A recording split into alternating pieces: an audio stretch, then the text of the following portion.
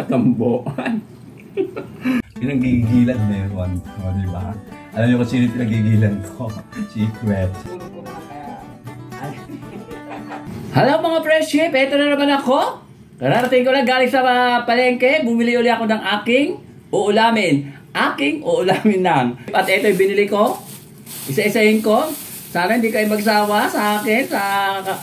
Sasabi ko ng mga presyo ng mga bilihin. Ito, papaya, 25 isang kilo. Ang bili ko dito is 13 pesos. Ito pa, yung isa pa. Ang laban-laban nito mga friendship is saluyot na babae. O di ba, walang lalaki. Kasi ang sabi nila, saluyot na babae ay itong bilugan. Ito, mga ganyan. Pag sa lalaki kasi, mahaba ang dahon. Pero ayoko ng mahaba, mga friendship, magaspang ang lalaking saluyot. Yan ang sabi nila. Kung bibili ako sa palengke, 40 isang ganyang karami, ako lang mag-isa. Kaya ang ginawa ko, namitas na naman ako sa hardin ko. O diba, dyan sa tabi-tabi, para libre. O diba, kaysa bumili ako. O eto na lang, nakita ko sa tabi-tabi. Malapit din dyan sa amin. Kung saan ko kinukuha yung giant spinach. O diba, giant spinach yun Ngayon, ang hinahanap ko nga, bakla. Saluyot. Kaya lang pag mayroon, ayoko din. Baka mag-away kami ng baklang saluyot. Kaya itong babaeng saluyot na lang ang binili ko. Kasi mas mainam to para sa akin. Ayoko ng bakla. Baklang saluyot. Baka mag-away lang kami. O, diba mga friendship? At eto, bumuli uli ako ng isda. Na hindi naman siguro galing sa Japan to. Ito yung tinatawag na Japayuki na isda na parang galunggong. Yung ginagawang tinapa dito sa amin. Ang isang kilo nito is... buhay pa. 130, sabi nung nagtitinda, binili ko dalawa lang, pansasahog ko lang dito, mga friendship, o diba, ipiprito ko to, sasahog ko dito sa papaya, o diba, 28 pesos pala ito, ano tawag dito, nabubulol na to yung chokla, lagay natin dito, at babad natin mamaya sa hugas bigas, ayan mga friendship, itong seaweeds, lagay natin dito sa lagayan para makita nyo mga friendship, ayan sariwang-sariwa siya, ayan mga friendship, 20 pesos. At, eto nga, sabi ko, napadaan ako sa highway, nakita ko may mga ukay-ukay. Dahil, pupunta kami magti-team building kami sa Dingalan, Aurora. Bumili ako ng malaking bag sa ukay-ukay. Eto, napakalaki. Sobrang laki. Sobrang laki. Ayan diba? Ang tatak nito, ano ba tatak nito? Ukay-ukay lang to mga friendship. Puma. Yung pusa ba to? Tigre. Basta puma. Ang nakalagay dito, ang presyo may nakadikit dito. Nawawala.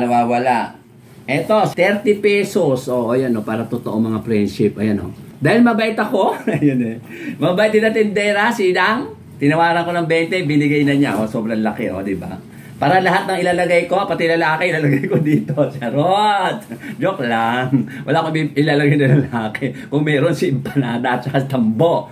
That lang. At, eto, bumili pa ako ng isang, diba, outfit. Magiging outfit ko to pag nag-outing kami. Kasi nag-outing kami, team building na outing pa. Ang presyo naman nito, ano ba nakalagay kung magkano?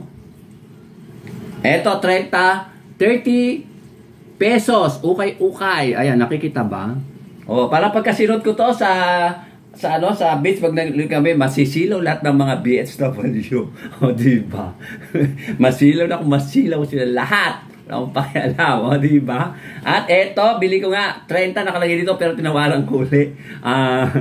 20, pumayag naman si Ina. Alam mo naman ako, baratilyo. Diba? Ano ba itong damit ko? Kusot na kusot. Baratilyo ako, mga friendship. Lagay natin yan sa tabi. Ayan. Ang na pala ngayon, linggo ngayon, ang petsa ngayon is, ano ba ngayon? July 14, Sunday. At sa Friday na kami alis, isang gabi lang kami, overnight lang kami dun sa aming pupuntahan sa Dingalan, Aurora. Medyo malapit-lapit sa amin.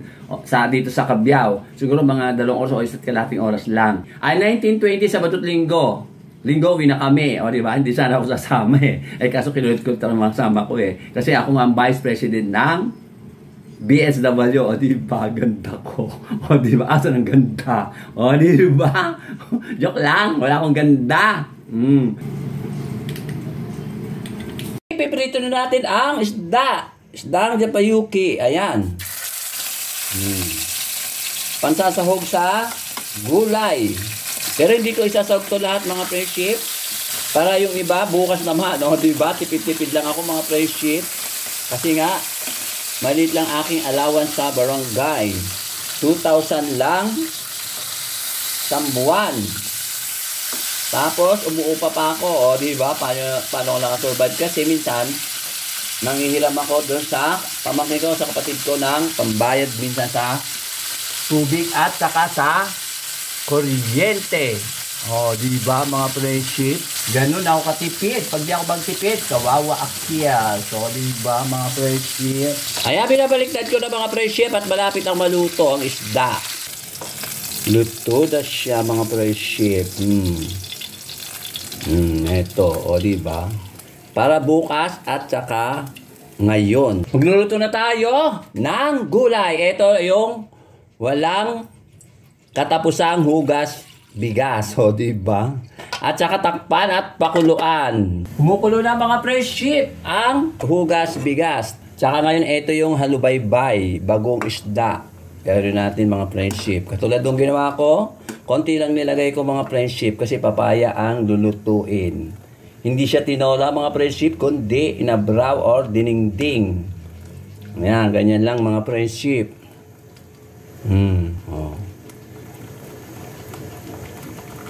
Lagyan natin ng konting iodized salt muna para magkalasa. Pampalasa mismo. Ayan. Ang sabaw, ba't ganyan ang kulay? Kasi bumubula na. Hoy, nako. Hoy, ba't ganyan? Oh, di ba? Yan yung kulay brown, yun yung halubaybay. Kaya naging kulay brown ang sabaw.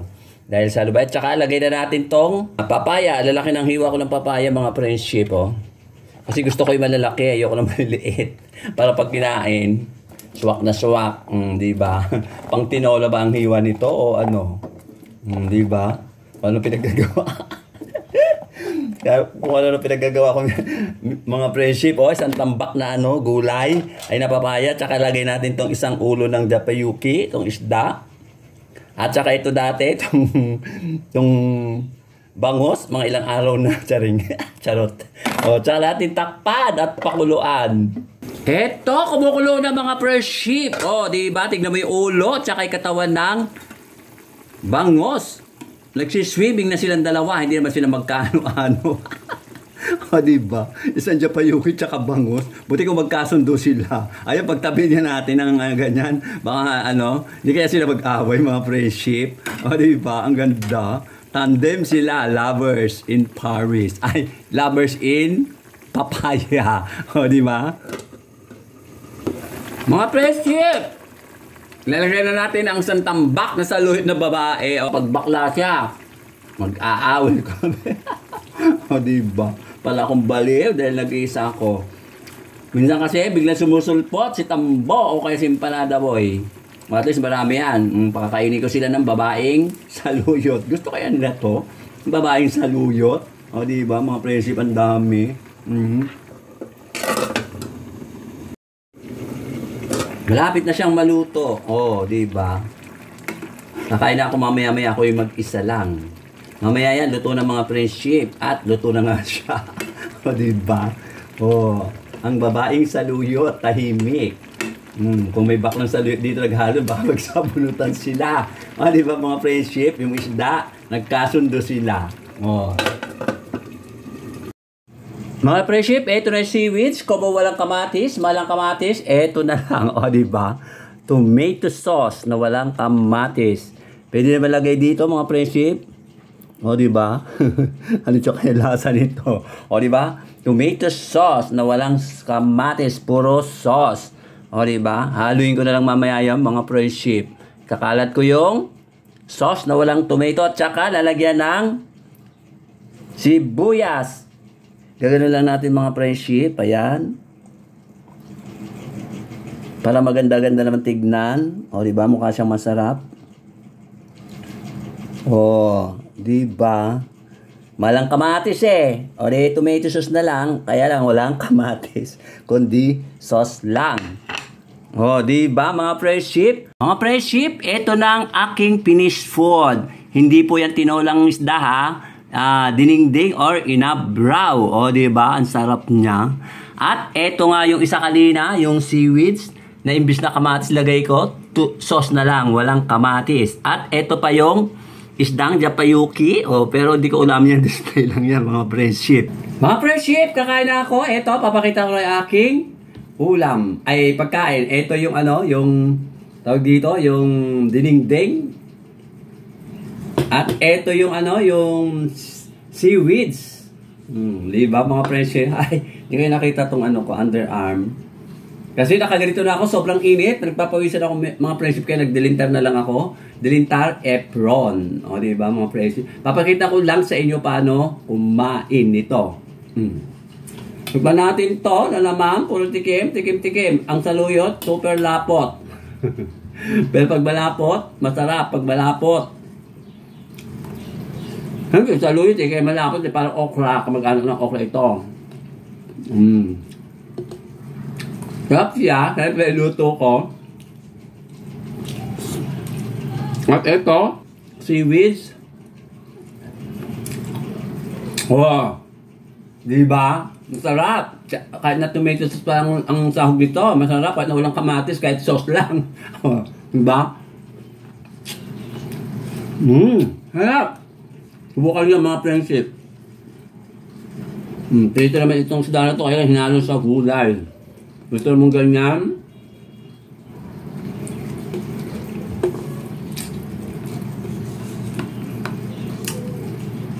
Dalap. Hindi ko kasi ko, underarm. Ang luto lang seaweed, sariwang-sariwa. Nagmula pa daw sa dagat. Siyempre, sa dagat naman talaga nanggaling. So ba magmumula? Sa ilog? Dapat kumain mag-isa ako. Diba tambo? Parang balew. Siyempre, bago lahat muna, bago ako tumuloy kumain, shoutout nga pala kay Sir Glenn at saka kay Ma'am Jubit, saka sa mga anak niya, siyempre, doon sa kanyang apo, at saka doon sa mother niya, at saka sa dalawa niyang kapatid. At siyempre, kay Sir Ruben, at saka kay Ma'am Etes. At siyempre, yung mga nagtsatsagang nalunod sa akin, na taga-ibang bansa, na mga vloggers, maraming salamat ulit sa inyo, kahit na ganito lang ako.